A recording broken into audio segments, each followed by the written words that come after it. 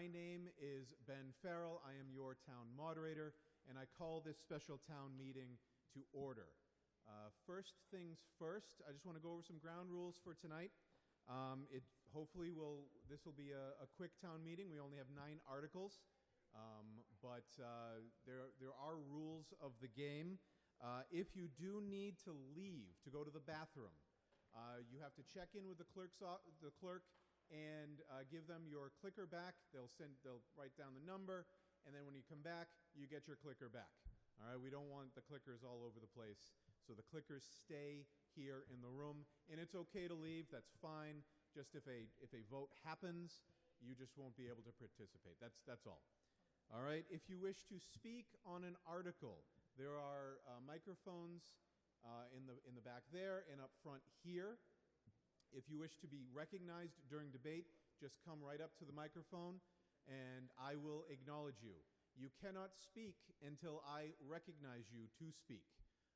So that's important. We don't want chaos. We would like orderly chaos. So if you'd like to speak, come up to the microphone and I will recognize you. I will not formally time you, but I ask that you keep your remarks to around 2 minutes. If there's a lot of people, I do reserve the right to set up a timer of 2 minutes, 2 minutes per speaker, but hopefully we won't have to get there. Just keep your remarks to 2 minutes. And all questions, remarks, debate come through me. You do not speak to anyone else in the room. All questions and remarks are to me, the moderator. And then whoever that question is actually geared towards, I will recognize to answer. Okay? Voting. We have a clicker system, which is great when there's not as many people. Last town meeting, it got a little slow. So it's very simple. Green is yes. Red is no. You do not need to press abstain. Just don't vote if you're going to abstain. Okay? When you make your vote, the screen will say OK. All right? And when you see that OK, your vote will have registered. If you don't see it, hold it up. The antennas are right there. So kind of point it at the antennas. OK? I will call after debate when the vote opens and closes. Hopefully it shouldn't be more than 20 to 30 seconds for everyone to get their vote in. When the vote is closed, the results will be right on the screen there, and we will see if the article passes or fails. All right. I think, can we do a test vote? Sure. We do this every town meeting. Let's do a test. The question will be, will the Patriots win the AFC East? And the vote opens now.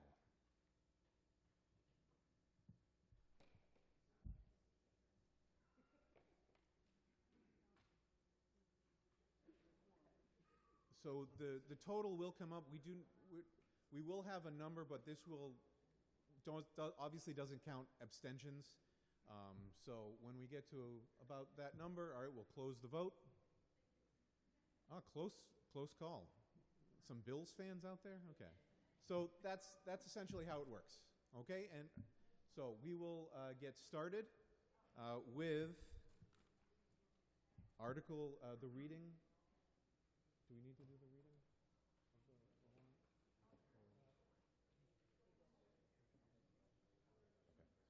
Okay. I will entertain real quick a motion to waive the reading of the warrant. And a second? Okay, we'll do a voice vote. We have a second. On the motion to waive the reading of the warrant, all in favor say aye. Aye. All opposed say nay. All right, motion passes. We will start with Article 1, and that's the Finance Committee.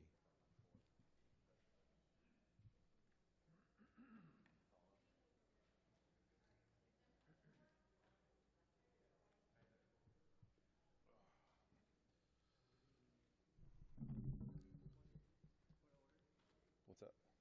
Yeah. At a special town meeting? Not only the annual, but I mean,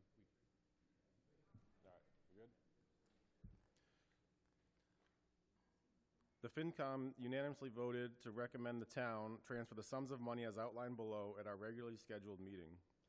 Transfer from Police Department wage in the amount of $7,300. Sorry. This one? No, that's the one. So right here, right here. This one that's not the list right here. All right. So I move the town transfer the sums of money as outlined below. Transfer from Police Department wage, amount $7,300 to health insurance town share. Transfer from Police Department expense, amount $7,000 to health insurance town share.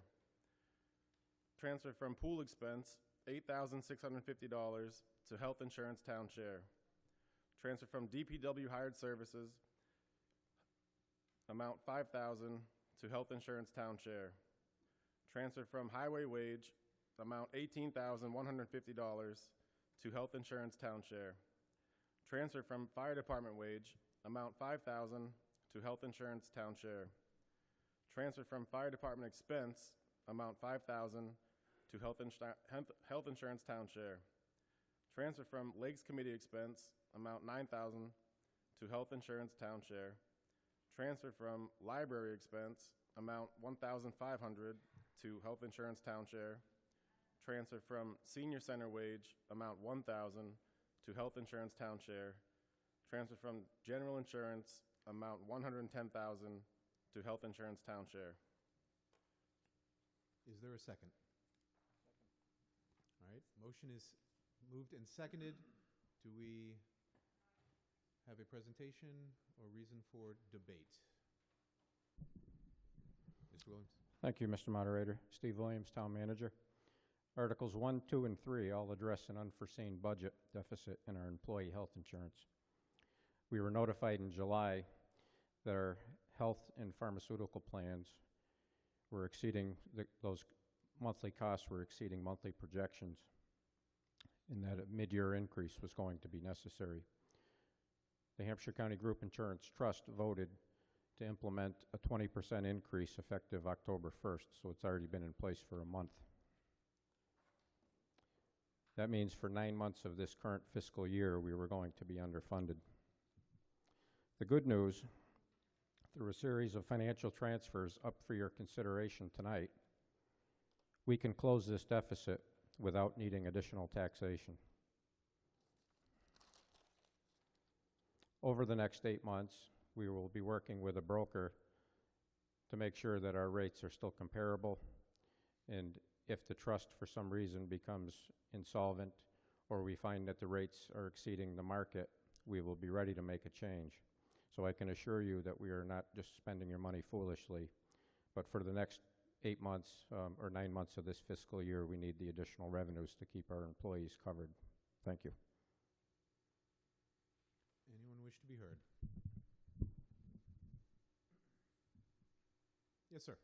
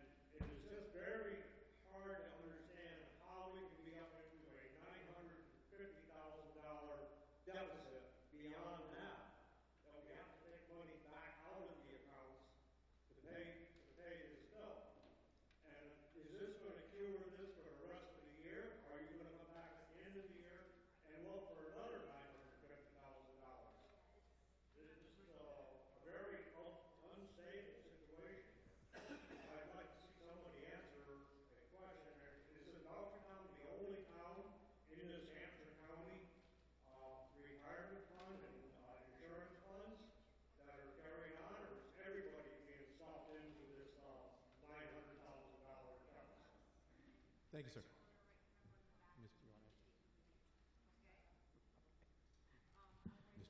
Sure, I can answer some of those questions, I think. First and foremost, we are making transfers from existing budgets into this deficit, into the health insurance accounts for the town and the schools. We are not going back asking for more tax dollars. We are not increasing the tax rate for this current fiscal year to cover this. It is simply moving money that was either through savings or identified projections that areas where we could move money without impacting our services.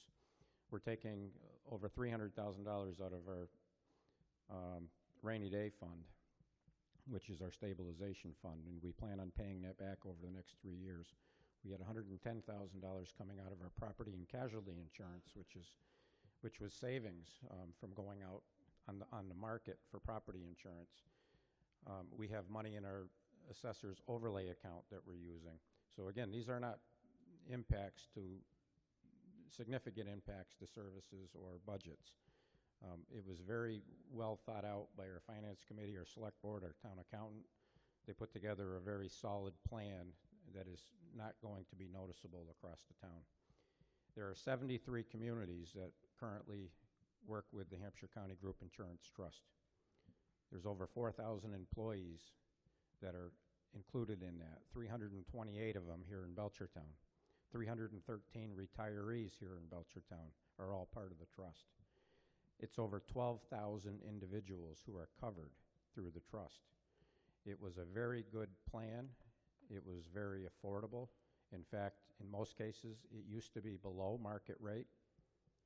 With the 20% increase that we're seeing, it does bring it back up into a very competitive area now, and we are looking at other plans to see if we can save money. But we had the best of both worlds. We had a rich plan and low rates. And yes, that party is over. We get it. We need to pay attention to what our health insurance costs are now a lot more carefully, because before we knew we had a good rate. So it's definitely a change, and it's something that's taken up a lot of our time to work through. So thank you. Thank you. Anyone else wish to speak? Ms. Lassard Pearson, thank you. Thank you. The other thing I wanted to just mention, Steve said most of it, but some of the towns that are very close that were also hit with this unexpected expense include East Hampton and South Hadley, and they're struggling. There's, like Steve said, there's over 70 other communities that this has happened to, and none of them knew that this was going to happen. Anyone else wish to speak? All right, seeing no one, I will close debate and open the vote. This is a majority vote on Article 1 to see if the town will vote to transfer the sums of money as listed in the motion. I will open the vote now.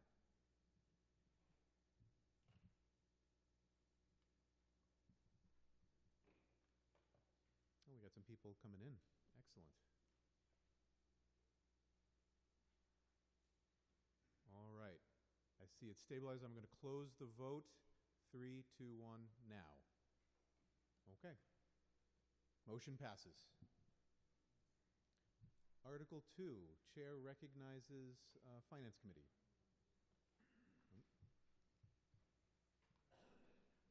Good evening, everybody. My name is Rick Kowal. I'm a member of the Finance Committee, and I will be presenting Article 2. The Finance Committee met on October 15th and unanimous. Oh, okay.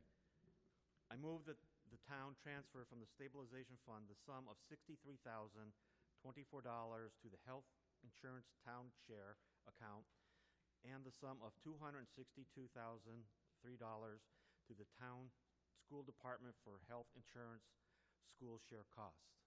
The Finance Committee met on the 15th of October, unanimously approved this. This is subject to a 2/3 vote from the town. All right. Do we have a second? Second. Anyone wish to speak on Article 2? Don't be shy. Okay. Seeing no volunteers, I will close debate and open the vote on Article 2 more transfer money from the stabilization fund. Again, this requires a 2/3 majority vote of the body. So I will open the vote now.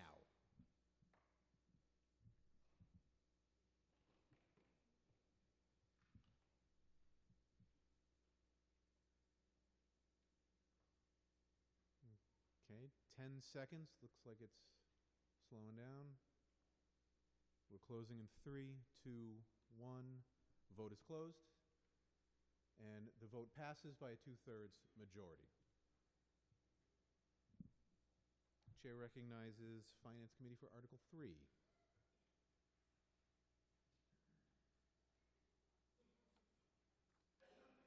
Good evening. I move the town transfer from the overlay surplus account the sum of $100,000 to the town school department for health insurance school share costs. Finance Committee presenting majority vote is required. Finance Committee unanimously voted to recommend this warrant at a regular scheduled meeting on October 15th. Is there a second? All right, motion ordered and seconded. Does there exist a need for debate? Does anyone wish to speak on this article? No. All right. Then I will close debate and we will open the vote on Article 3. This is a majority vote to transfer sums from overlay surplus to the line items in your packet. So I will open the vote now.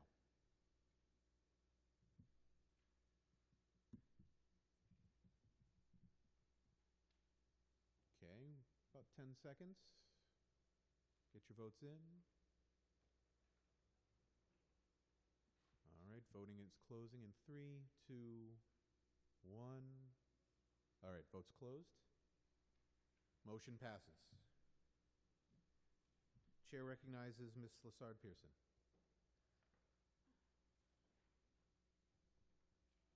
Thank you, Mr. Moderator.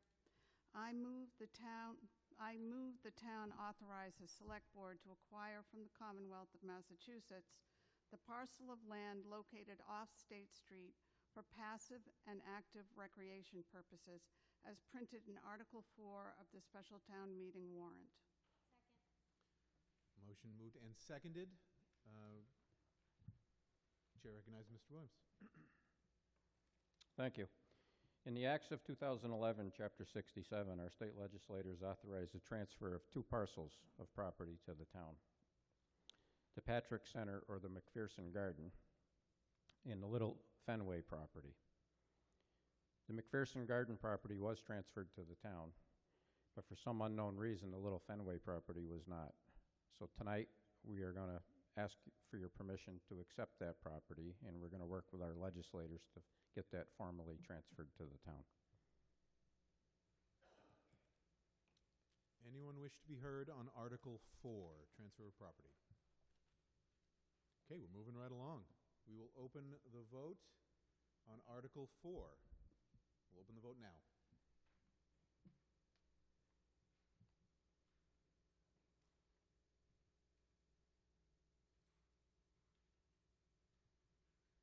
Okay, 10 seconds. Everyone get your votes in. 3, 2, 1, vote is closed. Motion passes. Chair recognizes Mr. Ritter. Thank you, Mr. Moderator.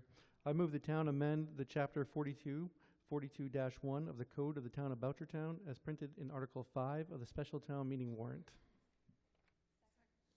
All right, a motion and second. Chair recognizes Mr. Williams. Thank you. Over the past couple of years, we've been working to clean up the code of the town of Belchertown. We've been replacing Board of Selectmen with Select Board, Town Administrator with Town Manager, and we've also been working to incorporate the changes that came with the legislation that created the Town Manager's position, the authority that was behind that. That's legislation that was passed in 2024. It's the Act of Chapter 44, the Acts of 2024. Town council has opined previously that the town manager has the authority to appoint finance committee members. And tonight, we are just asking for that to be written into the bylaw. The legislation takes precedent over the bylaw, but we want to make sure that there's some clarity. The select board also wishes to work in the future to create more checks and balances in this regard with appointments to make sure that one person doesn't have all that authority. But tonight, this doesn't address that. That's something that's going to have to be handled through either a revised act of legislation or some other means. Thank you. Now we can. Yes. I want to speak on the topic of check and balance.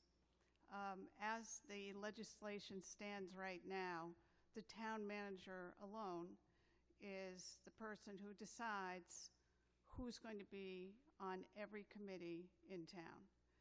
And I believe that we need a check and a balance so that no one person or one entity has control over whether someone who wants to volunteer or not gets to serve in that capacity. So we will be looking at changing the language on that, not tonight, but we'll begin deliberating on that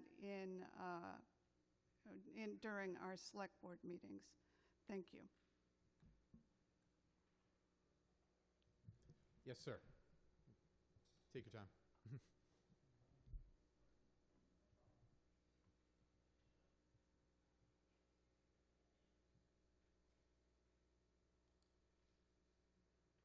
Thank you, Mr. Moderator. My name is Jim Berry. I live on Shea Avenue in Belchertown. Doesn't item A in the revised language clarify that at the town meeting we'll be selecting finance committee members in the future? Can I misread this?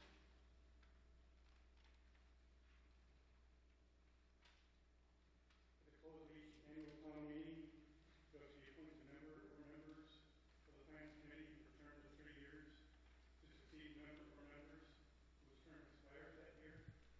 The term of office shall begin July 1 of each year. Doesn't that handle that problem?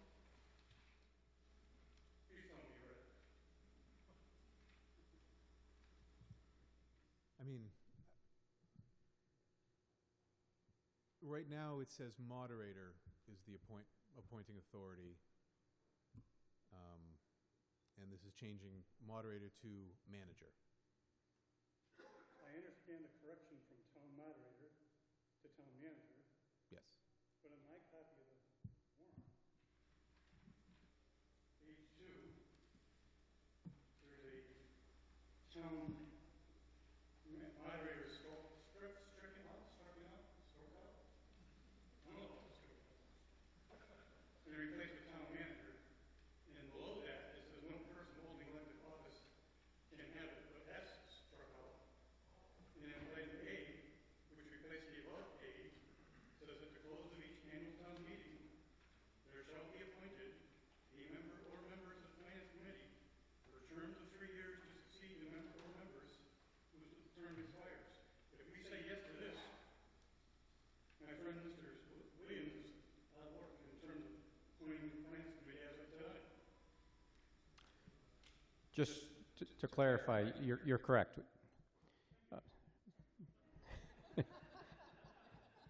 However, the language you just read is the existing language, and that will remain.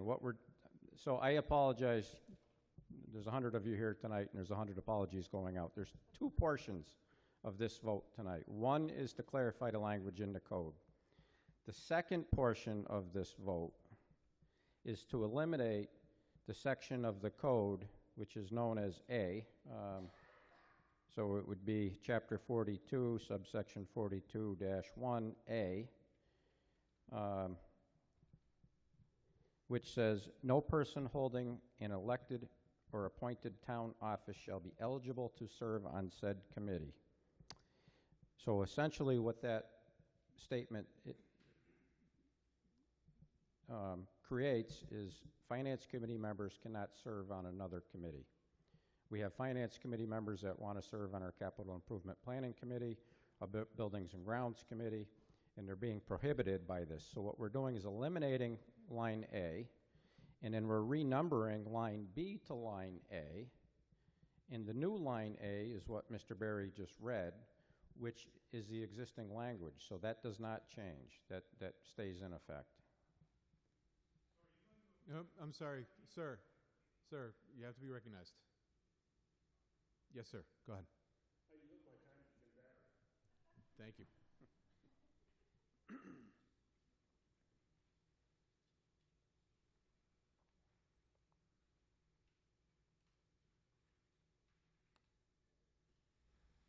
Simple question. One of these finance committee members' term will expire next July. Who appoints that replacement? The town meeting as per this, or the town manager as per your wish? The town manager pursuant to the legislation. Then if we vote yes on this, doesn't this hold? Because the motion was to accept it as printed in the warrant. That's what the motion So said. I think I can address the confusion here. Town meeting is mentioned, it's just when this appointment happens at the end of the annual town meeting, it shall be appointed. And the appointing authority now is going to be the manager. So it's not town meeting that makes the appointment under this language, it's just the timing of that. I think that's the confusion. I think also because the sentence starts with A, but it's not A period, it's a finance committee. And then the subsection, there was A and B, and now there's only one that's A under.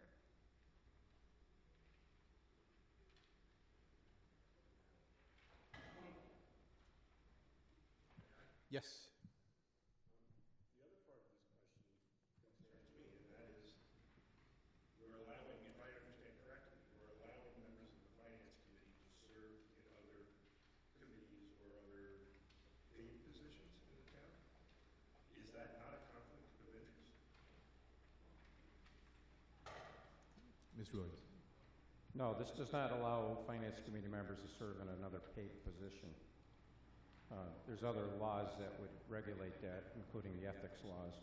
This is to allow them to serve on another committee. Yes, ma'am.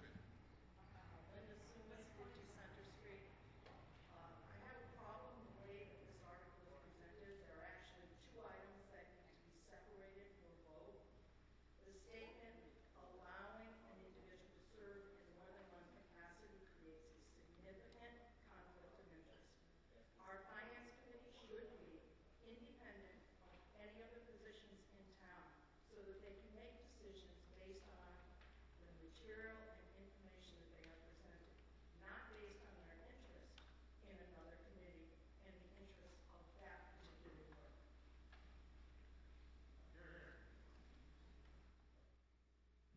Yes, sir. Thank you, Mr. Moderator. Ron Hockey, Azalea Way. Question I have is, at this point, I do not believe the Finance Committee members have been designated special municipal employees. Would that not have to occur if they are to serve on the Finance Committee as well as another committee, especially, obviously, if it's paid? There was a question to the panel.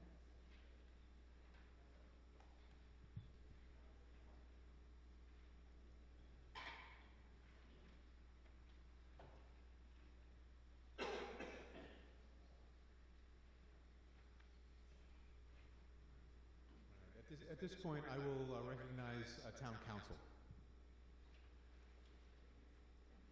Thank you, Mr. Moderator. Brian Riley with the Office of Town Council. Excuse me, if the second, the line that's struck through, if that's adopted tonight, it means the prohibition of someone holding an elected or appointed office from also being on the Finance Committee would be stricken. So, at least in theory, somebody holding another appointed office could be appointed to the Finance Committee.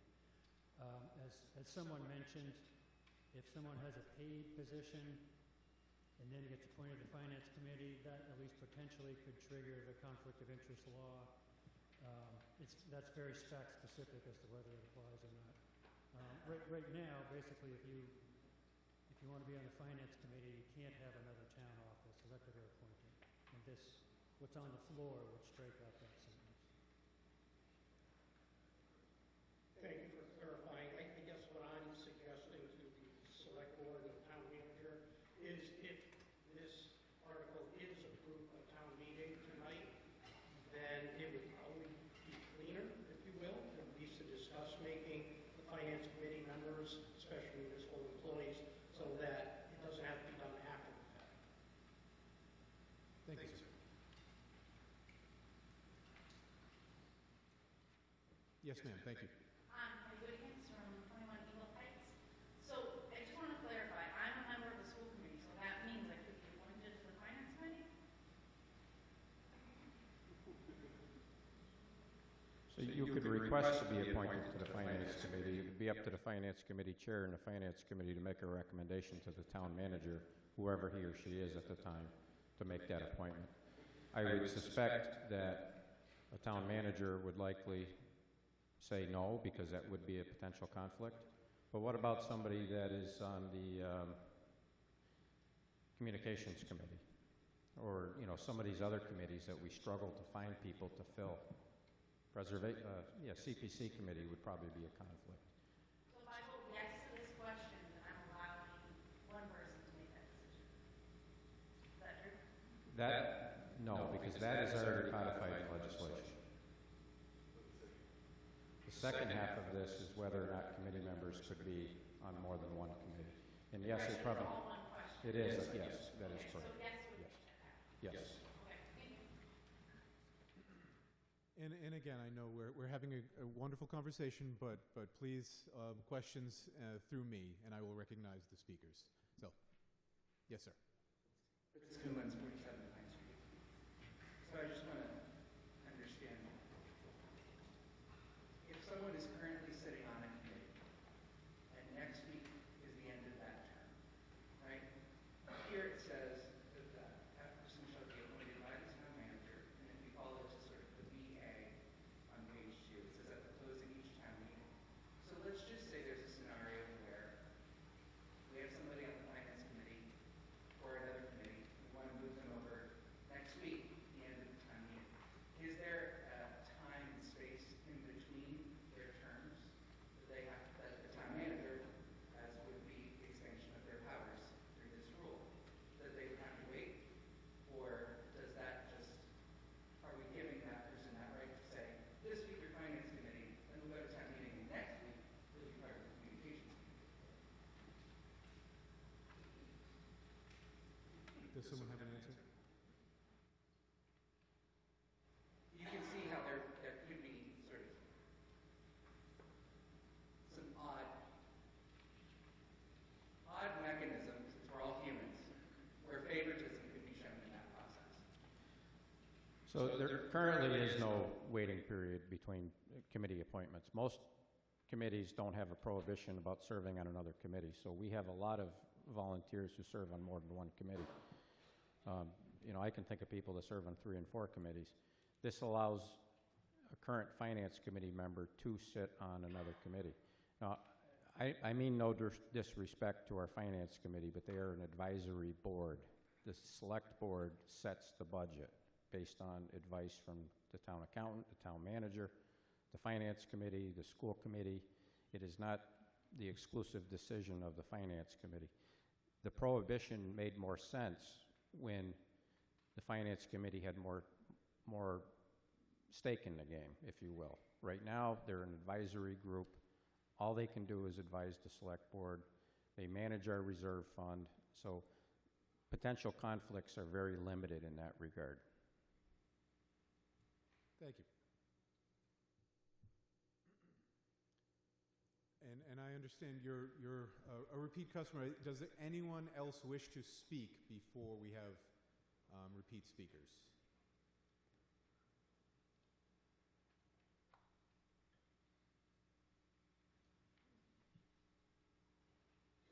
I Yes, sir. just want a point of clarification. Before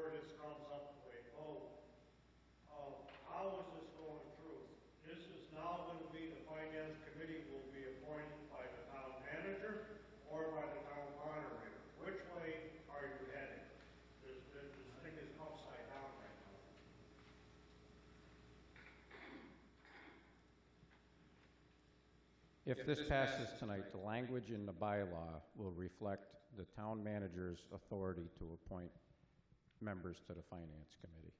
That is already state law. Anyone who has not spoken wish to speak? Go ahead, ma'am. Thank you. Can I please make a motion that we split the question into the two different parts?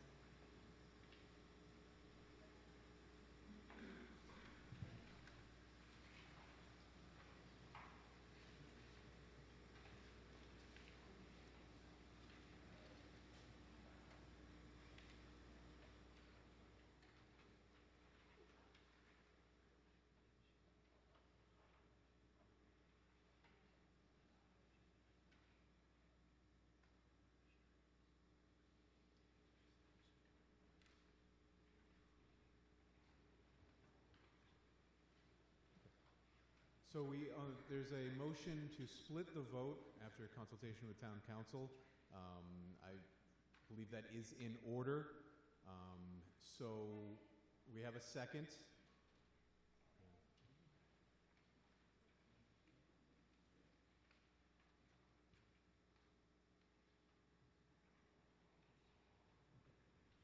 Okay, so I'm going to deem that non-debatable.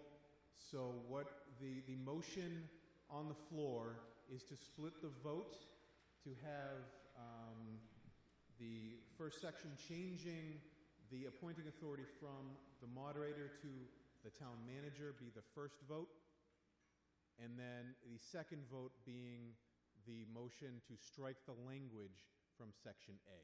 Do I have that correct? Yes, all right.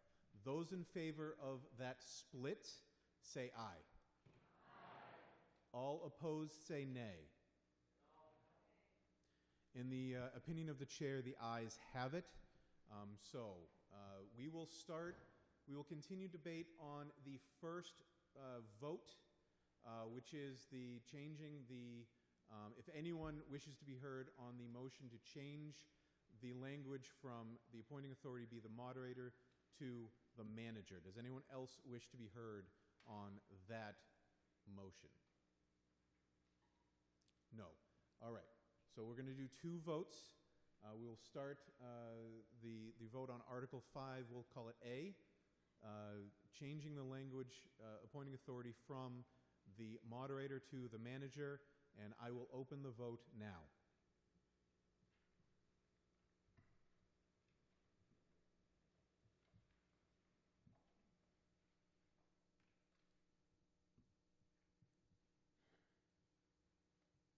Okay, we've got about 10 seconds, so get your votes in. 3, 2, 1, vote is closed. Motion passes to change the language in the bylaws from moderator to manager as appointing authority for Finance Committee. Now, I'm going to reopen debate on the second portion of the motion. Does anyone else wish to be heard on striking the language of dual appointments to councils for the Finance Committee? Yes, sir. And this, Aaron Saunders, Franklin Street. Question of clarification, because the individual words have been at issue. What constitutes town office?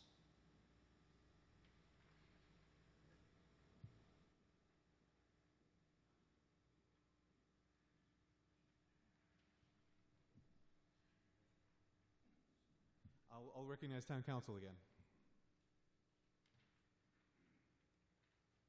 Through you, Mr. Moderator, at the risk of diving into too much legalese, there is case law which talks about the distinction between an office and employment.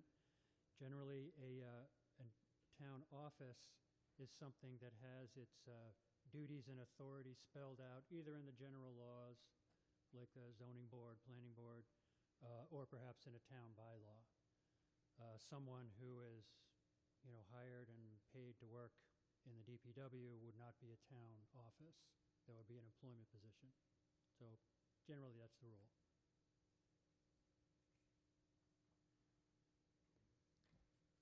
anyone else wish to be heard on Part 2 of Article 5, striking the language about dual committees? No. Then I will call the vote as soon as we get that set up. Part 2, dual appointments. And I will open the vote now.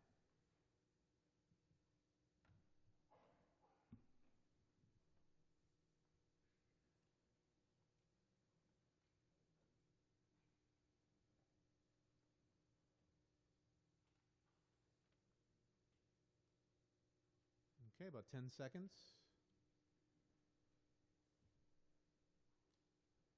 All right, 3, 2, 1. We'll close the vote. Motion passes. It was a majority vote, so motion passes.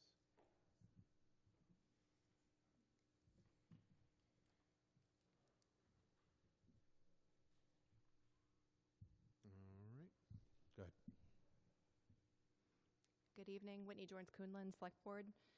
Article 6, I move the town transfer the school committee for school purposes to the Select Board for general municipal purposes and for the purpose of conveyance, the care, custody, and control of the property located at 1 Berkshire Street, and authorize the Select Board to convey said property as printed in Article 6 of the special town meeting warrant.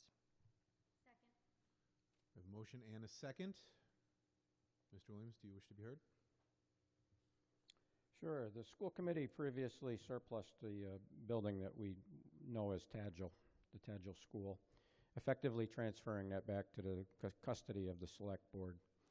What this question will do tonight is complete that process and give the Select Board the authority, once we determine what the reuse of that building could potentially be, the authority to either lease that building out or to sell it. Without the town meeting approval, neither can happen. The town would have to continue to sit on it and watch it degrade.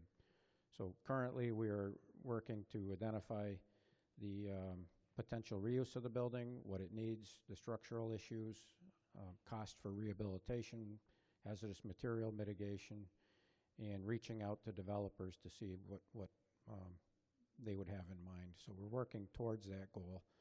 We know that the town doesn't have the money to do it without going back to the taxpayers, and that's highly unlikely that would be funded. So we're trying to open up all options. Thank you. Yes, sir.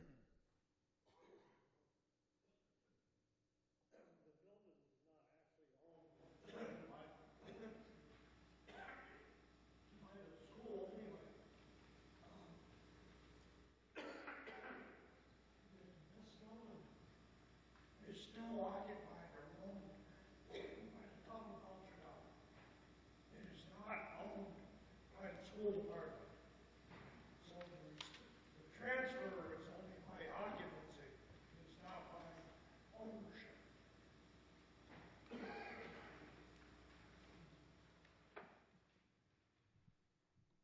Anyone else wish to be heard?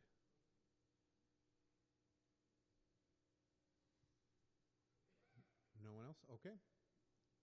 So I will open the vote for Article 6 as seen on the screen here, and the vote is open now.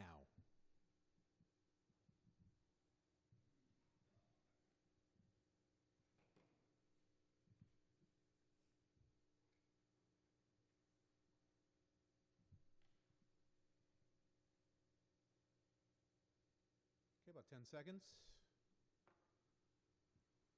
Get your votes in. 3, 2, 1. We'll close the vote. Motion passes.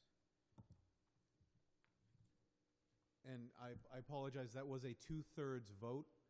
Obviously, I should have said that before. I do apologize. That did require a 2/3 vote, but it was clearly a 2/3 vote. All right. So we will move on to Article 7. Nicole Miner, Select Board. I move the town amend the code of the town of Belchertown to add a new provision, fire protection and life safety reporting, as printed in Article 7 of the special town meeting warrant. Do we have a second? Second. Okay. Motion seconded. Yes, sir. Good evening.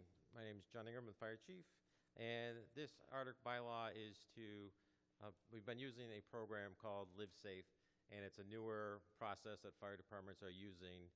We have to keep track of everybody's fire alarm, their hood cleaning, fire extinguishers for commercial properties. This is not for just residential houses. This is for commercial properties or apartment complexes that have to have an NFPA compliant alarm system.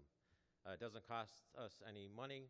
We actually collect a small fee to collect those reports, and then the fire prevention folks are able to look at those reports. We can communicate back and forth with the owners of the property to make sure that they are compliant and up to date yearly with all their systems that they have. The other towns that are doing it are Whately, East Hampton, Amherst, Springfield, that are around us, but other Massachusetts out east are also adopting this policy. Anyone wish to be heard on Article 7?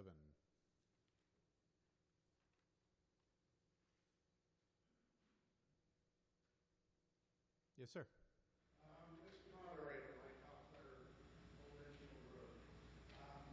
I'm in favor of the spirit and the intent of the bylaw. I'm a little concerned about the details involved. Under the submission of reports, the report is the responsibility of the contractor. But the liability and the fees go against the restaurant owner or the commercial building property owner.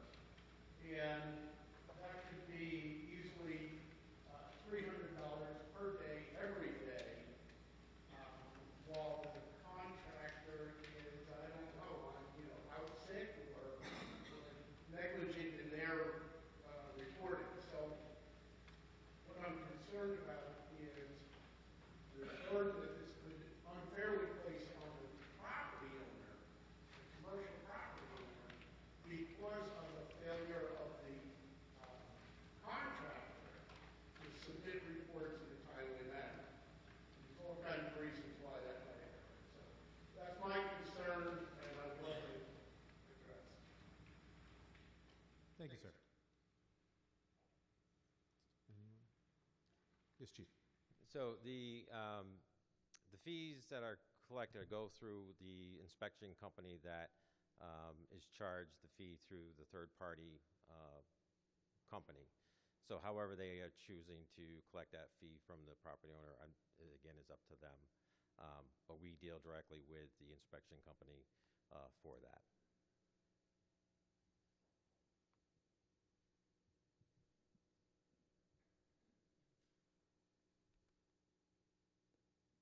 Yes, sir.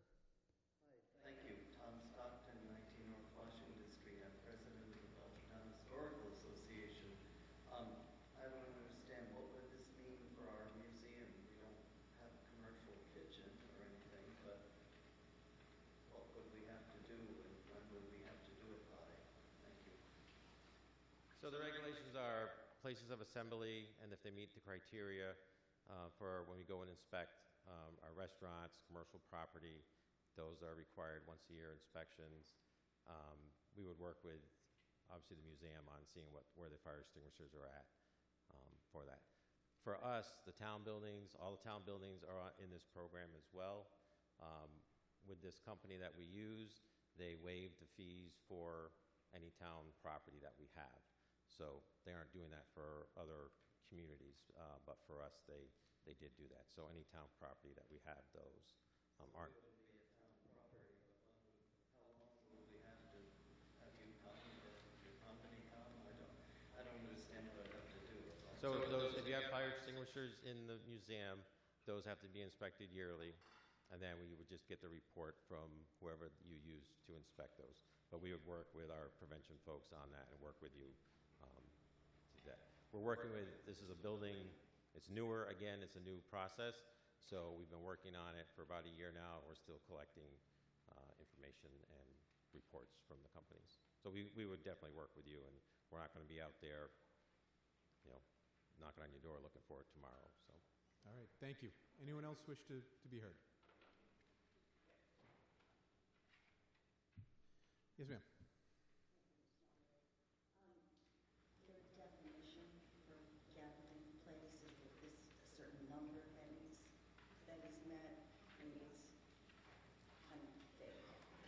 Yeah, it's restaurants, commercial stores, properties, any place that has a commercial hood for cooking, restaurants, all of those, and apartment complexes that have NFPA compliant alarm systems and sprinkler systems as well. Anyone else wish to be heard? All right, seeing none, I will open the vote on Article 7, last piece of business for this evening, and I will open the vote now.